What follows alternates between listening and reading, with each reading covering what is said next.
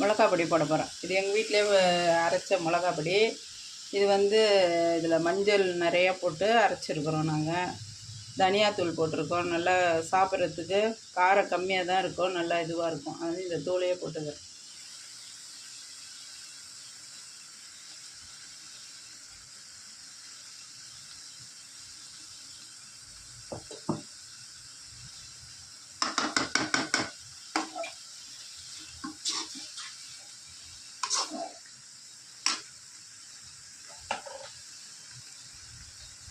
உப்பு கொஞ்சமாக போட்டுக்கணும்.